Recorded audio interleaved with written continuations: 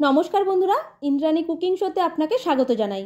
আজকে শেয়ার করব গরম গরম চা কিংবা কফির সাথে খাওয়ার জন্য পুরভরা মুচমুচে মুখরোচক স্ন্যাক্স রেসিপি, যা একবার বানিয়ে খেলে চপ, সিঙ্গারা, কচুরি এইসবের স্বাদই ভুলে যাবেন।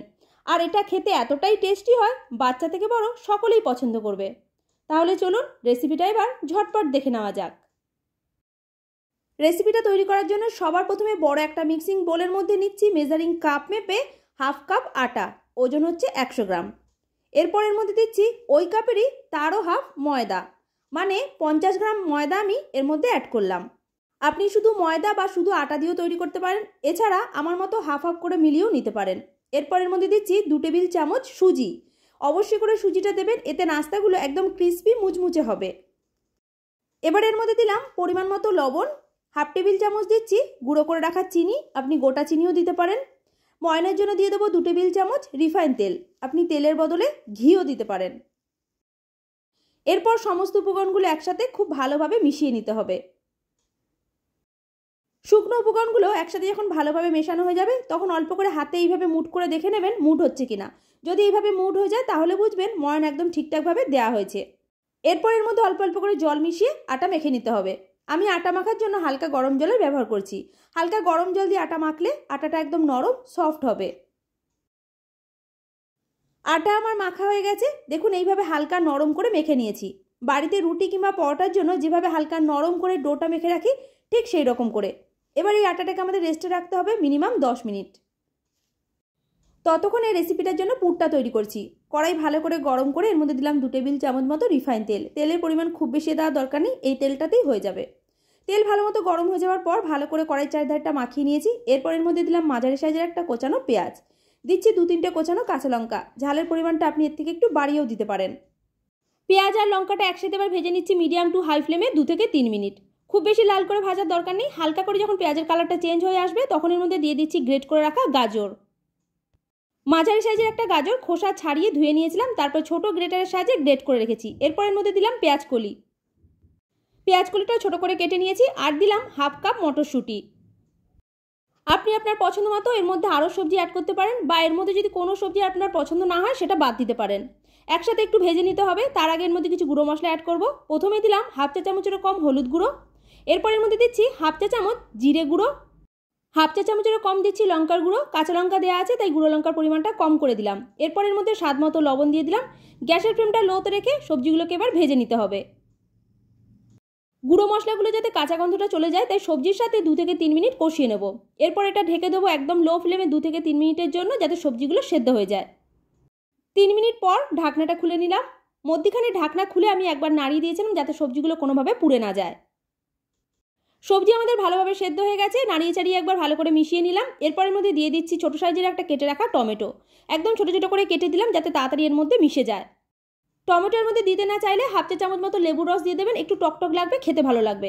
এরপরের মধ্যে দিয়ে দিচ্ছি সেদ্ধ করে রাখা আলু। বড় সাইজের 2টো আলু খোসা সমেত সেদ্ধ করে রেখেছিলাম, তারপরে খোসাটা ছাড়িয়ে নিয়ে হাত দিয়ে ভালো করে স্ম্যাশ করে দিলাম। এবারে সব কিছু একসাথে নাড়িয়ে চাড়িয়ে খুব ভালোভাবে মিশিয়ে নিতে হবে। আর গ্যাসের ফ্লেমটা এই সময় একদম লোতে রেখেছি। এরপরের মধ্যে দিয়ে দিচ্ছি স্বাদ মতো লবণ। আগের মধ্যে আমি কোনো রকম নুন দিইনি, তাই এখন পরিমাণ মতো দিয়ে দিলাম। হাফ চা চামচেরও কম দিলাম চিনি, অল্প হলেও মিষ্টিটা দেবেন, স্বাদটা ভালো আসবে। আর দিলাম 1 চা চামচ গরম মশলা গুঁড়ো, অল্প করে ধনেপাতা কুচি। সব কিছু একসাথে মিশিয়ে নিয়ে আরও মিনিট খানেক এইভাবে নাড়াচাড়া করে নিলেই পুরটা আমাদের রেডি হয়ে যাবে। পুরটা দেখতে দেখুন কতটা লোভনীয় লাগছে, নিশ্চয়ই বুঝতে পারছেন খেতে কতটা টেস্টি হবে। পুর আমাদের রান্না করা হয়ে গেছে, এটা একটা প্লেটের মধ্যে নামিয়ে নিলাম। তারপর একটু মেলিয়ে দিচ্ছি যাতে তাড়াতাড়ি ঠান্ডা হয়ে যায়। আটা মেখে রেস্টে রেখেছিলাম, 10 মিনিট হয়ে গেছে। ঢাকনাটা খুলে নিয়ে এবার এগুলো লেচি কাটবো। তার আগে একবার ভালো করে মেখে নিচ্ছি। আটা মাখাটাকে প্রথমে আমি দুভাগে ভাগ করে নিলাম। এরপর এর থেকে ছোটো ছোটো করে লেচি কেটে নিচ্ছি। বাড়িতে লুচি তৈরি করার জন্য যেভাবে লেচিটা কাটি ঠিক সেই রকম করে কেটে নিতে হবে। সবকটা লেচি কেটে নেওয়ার পর এক একটা লেচি নিয়ে এইভাবে 2 হাতের তালুর মধ্যিখানে রেখে গোল করে ঘুরিয়ে নিলাম। এরপর চাকতির মধ্যে অল্প করে শুকনো আটা নিয়ে নিলাম।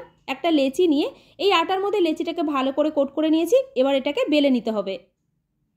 লুচির মতো ছোট করেই বেলতে হবে, খুব বেশি মোটা না, একটু পাতলা ছোট করে।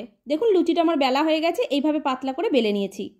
এবার এটাকে প্লেটের মধ্যে তুলে রেখে এইভাবে আরও একটা বেলে আমি দেখিয়ে দিচ্ছি। একইভাবে আরও একটা লেচির মধ্যে শুকনাটা ভালো করে মাখিয়ে নিয়ে এটাকেও লুচির মতো করে বেলে নিয়েছি। এটাও প্লেটের মধ্যে তুলে রেখে দিলাম। এইভাবে প্রথমে সবকটা বেলে নিতে হবে। সবকটা লেচি বেলে নেওয়ার পর একটা লেচিকে আমি চাকতির মধ্যে নিয়ে নিয়েছি। এবার এর মধ্যে দিয়ে দিলাম পরিমাণ মতো পুর। আমি এর মধ্যে 2 চা চামচ মতো দিয়েছি। এর থেকে বেশি পরিমাণে দেওয়ার দরকার নেই, তাহলে মোড়ার সময় ফেটে যেতে পারে। তারপর চারিধারটা ভালো করে জল লাগিয়ে নিতে হবে, যাতে মোড়ার পর ভাজার সময় কোনো দিক দিয়ে খুলে না যায়। এরপর দুদিকের মুখটা এক জায়গায় এনে খুব ভালোভাবে বন্ধ করে দিচ্ছি। মুখটা ভালো করে বন্ধ করে নেওয়ার পর আপনি এইভাবেও তেলের মধ্যে ভেজে খেতে পারেন। আমি একটু ডিজাইন করে নেবো যাতে দেখতে ভালো লাগে। এইভাবে একটা সাইড থেকে মুড়ে নিচ্ছি। আপনি আপনার পছন্দ মতো যে কোনো ধরনের ডিজাইন করতে পারেন। দেখুন একটা আমাদের রেডি হয়ে গেল। একইভাবে আরও একটা পুর ভরে আমি দেখিয়ে দিচ্ছি। নিয়ে নিলাম একটা বেলে রাখা লেচি, তারপর এর মধ্যে দিয়ে দিচ্ছি পরিমাণ মতো পুর। এরপর চারিধারটা ভালোভাবে জল লাগিয়ে নিতে হবে, যাতে মোড়ার পর ভাজার সময় কোনোভাবে খুলে না যায়। এরপর দুদিকের মুখটা এক জায়গায় নিয়ে আসতে হবে। চেপে মুখটা বন্ধ করে দেওয়ার পর একটু ডিজাইন করে দিতে হবে। দেখুন বন্ধুরা, আরও একটা তৈরি। এইভাবে বাদবাকিগুলো আমি রেডি করে নিয়েছি। ভাজার জন্য আগে থেকেই তেল গরম হতে বসিয়ে দিয়েছিলাম। গ্যাসের ফ্লেমটা একদম লোতে রেখে বসিয়েছিলাম, যাতে খুব বেশি তেলটা গরম না হয়। হালকাভাবে গরম করতে হবে। খুব বেশি যদি তেল গরম হয়ে যায় তাহলে নাস্তাগুলো এর মধ্যে দেওয়ার সাথে সাথেই লাল হয়ে যাবে। তেলটা হালকা করে গরম করে নেওয়ার পর আমি এর মধ্যে 3টে নাস্তা দিয়েছি। সাথে সাথে উল্টানো যাবে না। 2 থেকে 3 মিনিট একদম লো ফ্লেমে এগুলোকে ভেজে নিতে হবে। যখন দেখবেন এক পাশ হালকা করে ভাজা হয়ে গেছে, তখন এগুলোকে খুব সাবধানে উল্টে দিচ্ছি। দুপাশই আমি একদম লো ফ্লেমে 2 মিনিট করে ভেজে নিয়েছি। এরপর গ্যাসের ফ্লেমটা হাইতে করে দিলাম। তারপর এবারে সমানে উল্টে পাল্টে দেবো যতক্ষণ না লাল হয়ে ভাজা হয়ে যায়।